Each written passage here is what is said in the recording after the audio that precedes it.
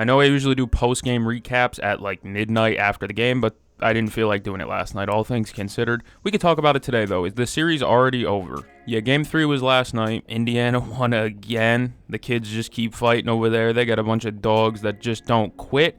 But yesterday was a different story than I believe it usually has been for this series. OKC's bench from the get-go looked awful, to say the least. Alex Caruso played maybe the worst game I've ever seen Alex Caruso play, to be frank with you. He had a couple of, I think he was one of the guys that got by TJ McConnell on an inbound pass. He wasn't defending Pascal Siakam very well. Pascal still got off what he usually does, a very efficient 20-plus points. Alex Caruso just played an ugly game, all things considered. He was, again, a victim of the TJ McConnell lazy passing. If you throw lazy pass around TJ McConnell, they will be taken. Cason Wallace looked awful. He was the one that got twice on the inbound passes by TJ McConnell. I don't know how, after the first time you turn the ball over on an inbound pass because of TJ McConnell, you do it again. I get it, it's youth. Cason Wallace is a very young player, but oh my God, dude, if a guy gets you once on an inbound pass, keep the damn ball away from him. OKC got a grand total of, I believe, 18 points from the bench. Yes, correct. It is 10 from a combo of Isaiah Joe and Hartenstein, and then 8 from Caruso. 18 total points from their bench. Benedict Mathurin alone had 27. That's the tail of the tape right there. Benedict Mathurin outscored the entire Oklahoma City bench. Spending a lot of time talking about Oklahoma City. Eventually, I will get to Indiana, trust. But there's a couple of guys I really do have to run down on the Oklahoma City Thunder for just outright looking bad yesterday. I'm going to come right out and say it. Chet Holmgren in the fourth quarter played maybe the worst fourth quarter I've seen out of an NBA player in a finals in a while. It was really, really bad. And of course, I know he's not the star, it's Shea, and the team only goes as far as Shea and J-Dub can really bring them, but Chet's supposed to be this third guy.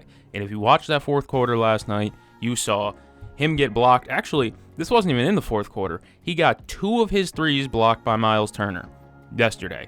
He's 7'3", and he's getting his threes blocked. So 2 threes blocked. Another one in the fourth quarter, he tried to drive right and then go to a floater. Miles Turner blocked it. And then the fourth block was after one of his threes got blocked. He grabbed his own offensive rebound, drove to the basket, and got sent back again by Miles Turner. All right, maybe Miles Turner's just got his number on the defensive end. What about on offense? All right, what about in the fourth quarter when Miles Turner, off the dribble, off of a pass coming off a screen from Halliburton, Miles Turner went all the way to the basket and proceeded to baby Chet Holmgren right underneath the hoop. I mean, he put a shoulder into him, and Chet flew about 7 feet. Just awful fourth quarter from Chet Holmgren. I like Chet Holmgren, I keep saying it, I really do, but man, is it hard to rock with him over Hartenstein when he got 2 threes blocked. He's over 7 foot, and his threes are getting blocked. His physicality isn't there. I mean, he's a different type of player where it's really in and out, in and out.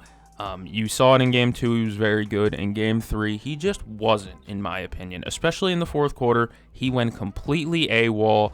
Miles Turner shut the water off effectively, and Chet had nothing going. But you saw OKC look discombobulated, more human, I guess is another way to describe it.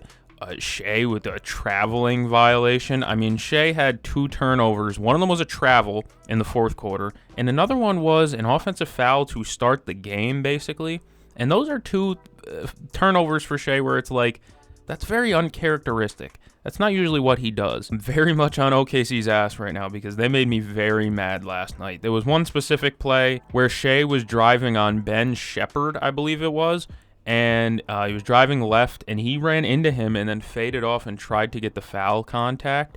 He initiated the contact. Even Richard Jefferson on broadcast was like, that's not a foul. That's not a foul. And Shea's just kind of flopping there.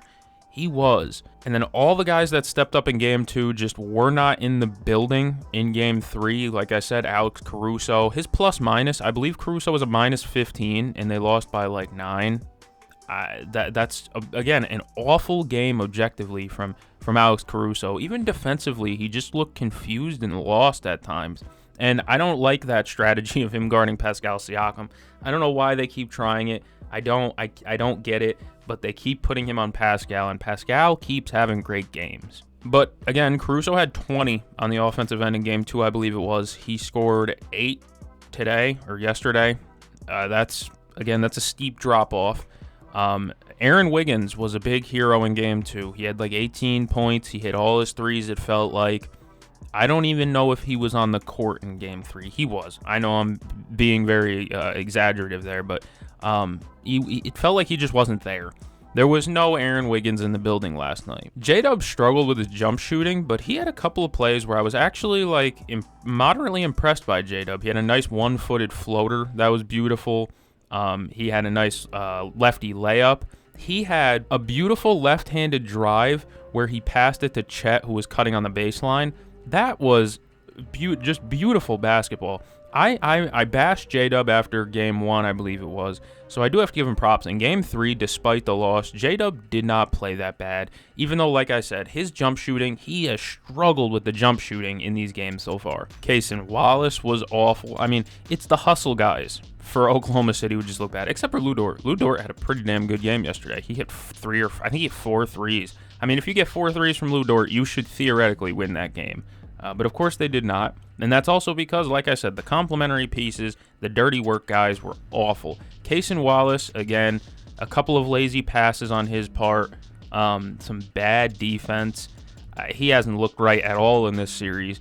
Even though I complimented him in game 1, I believe it was, even though he was a negative plus-minus, I thought Cason Wallace looked all right. In game 3, he just looked bad, and his plus-minus was indicative of how bad he was. Indiana just simply outworked Oklahoma City in game 2. Here's where I'm going to transition it into hyping up and giving props to Indiana. They played a very clean game 3. They turned the ball over a lot less than they have before, and they turned Oklahoma City over more often than OKC usually does. OKC's not a turnover-averse team, but they're not turnover-heavy. They're kind of middle of the pack, I believe, in these playoffs, but they've made OKC commit some of the worst turnovers, and it's just TJ McConnell. There was a couple of skip passes where one was Shea, who was trying to throw a pass from, I believe, about behind the free throw line on the right side, across court to J-Dub, I believe, or somebody who was in the corner. It might have been Lou, and McConnell jumped it.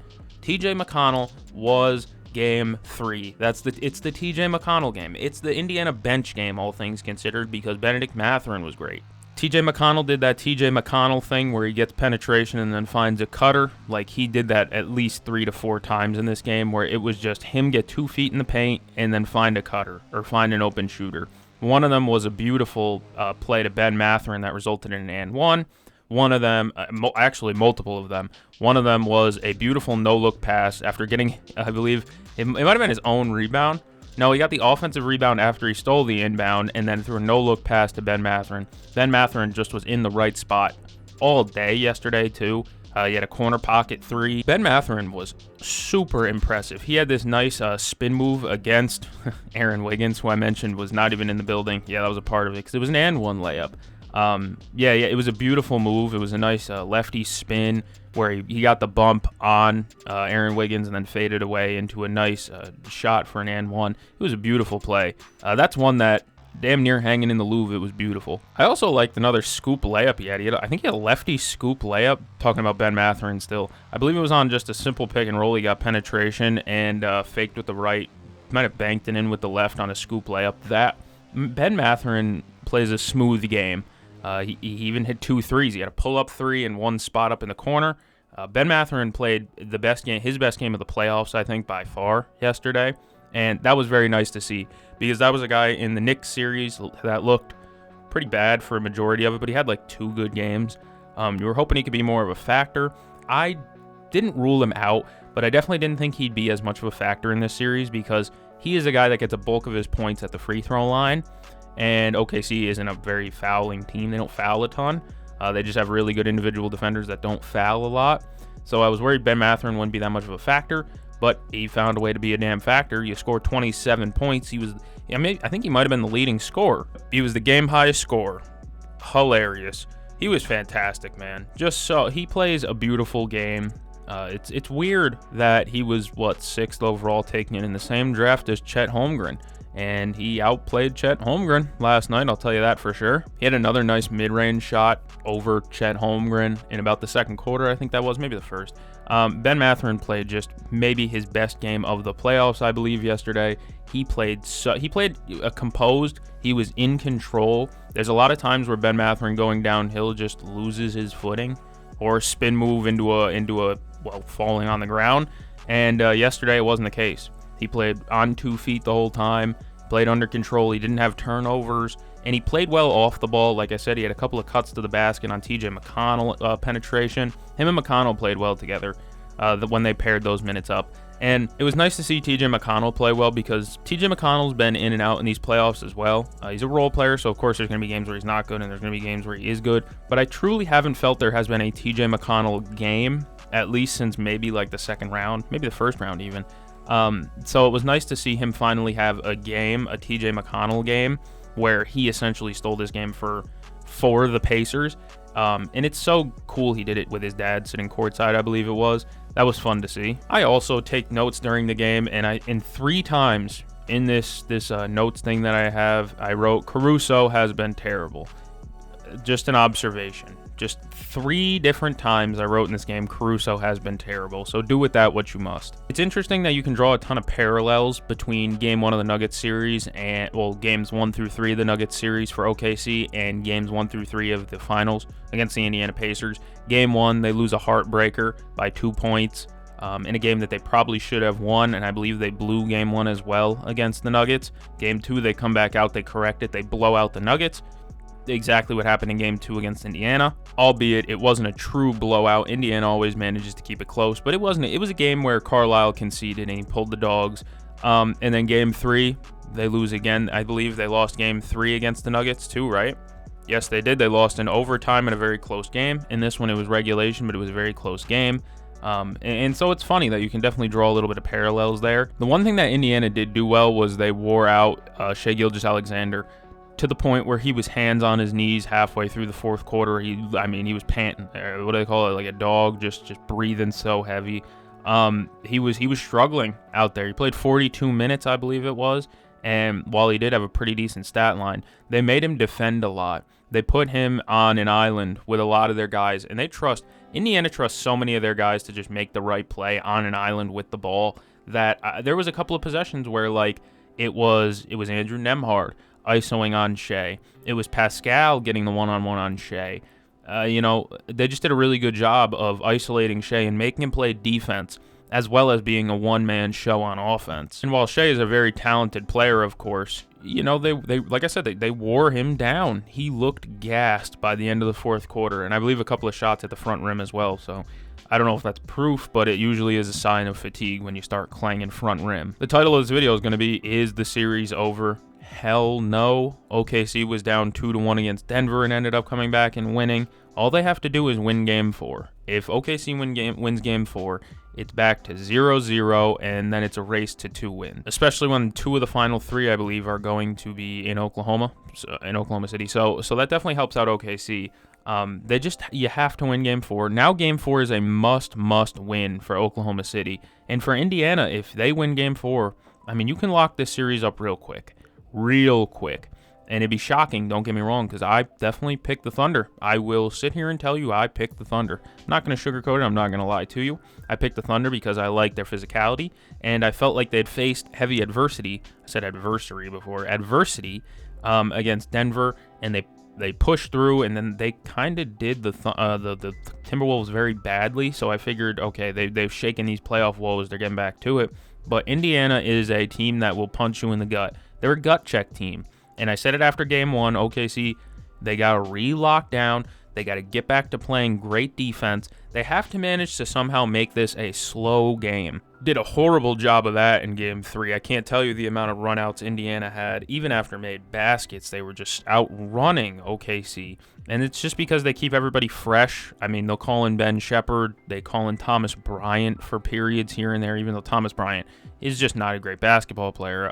He still gets burned. He goes out there, will give you 4 or 5 minutes of spot minutes and just be okay. An observation I did have last night. This is not basketball related at all. However, If you shorten Thomas Bryant's name to just Tom Bryant, is that not just an attorney sounding name? That sounds like an ambulance chaser. He's an attorney, Tom Bryant at law. Another big thing for OKC was missed free throws. J-Dub had 4 alone. 4 missed free throws is too many. 7 for 11 from the line is an alright percentage. It's not great, but as a team, I believe they shot like 76%. Yep, 76.7%. They made 23 of 30. You get 30 free throw chances. You think about it. They make 5 more of those. I mean, you're talking about a much different game. And especially on free throws, it's dangerous when you miss free throws against Indiana because they run after made baskets. What do you think they're going to do after missed free throws where everyone's down at the basket anyways? A lot of people are going to talk about the turnovers for OKC, and rightfully so. There was a couple of them that I think were iffy, to say the least. I believe one of them was logged on the offensive foul to start the game on Shea, which, again, it was kind of a soft-ass foul. But I don't care about what the refs do, blah, blah, blah. But that was definitely a foul where I was like, is that a playoff foul, especially in the first quarter? I don't know. I didn't really agree with it. Another one was on a block. Shea blocked somebody going to the basket. Might have been Nesmith.